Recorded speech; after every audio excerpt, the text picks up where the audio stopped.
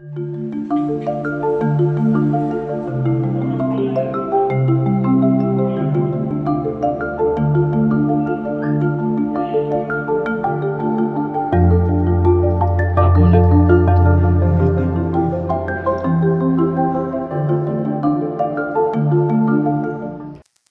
गुन्ह्याच्या घटनेनंतर ना आमचा असा प्रयत्न आहे की आम्ही कॉपरेटिव्ह सोसायटी ज्या आहेत, हाऊसिंग सोसायटी किंवा इतर ठिकाणी पण जिथे ऑनलाईन खाण्याचे पदार्थ किंवा इतर वस्तू मागवले जातात, तर आमचं त्यांना प्रथम आवाहन असं आहे की सोसायटीमध्ये ज्या काही यंत्रणा असतात, इंटरकॉम असतात किंवा सिक्युरिटी गार्ड असतात, त्यांनी याची पडताळणी करावी की खरोखरच अशा पद्धतीने काही ऑर्डर केलेली आहे का, जे त्यांची पडताळणी करावी, त्यांच्याकडे काही ओळखपत्र वगैरे असेल तर. आणि आमचं ऑनलाईन जे काही सेवा पुरवतात त्या कंपन्यांना देखील आम्ही या पुढील काळामध्ये त्यांच्याशी मीटिंग घेऊन आमचं असं हे आहे की त्यांना काही ओळखपत्र देता येईल का किंवा इतर काही याच्यामध्ये सुधारणा करता येतील का, जेणेकरून असे गुन्हे घडणार नाहीत, की जेणेकरून ॲमेझॉन किंवा स्विगी, झोमॅटोचे ड्रेस परिधान करून अशा घटना इतर ठिकाणी घडणार नाहीत. या दृष्टीने काय करता येईल या अनुषंगाने आम्ही लवकरच एक मीटिंग आयोजित करतो. निश्चितच आम्ही नौपाडा पोलीस स्टेशनतर्फे या सर्वांना आवाहन केलेलं आहे, कारण सिक्युरिटी गार्ड असतात, CCTV देखील लावलेले आहेत बऱ्याच सोसायटींमध्ये किंवा रोडवरती.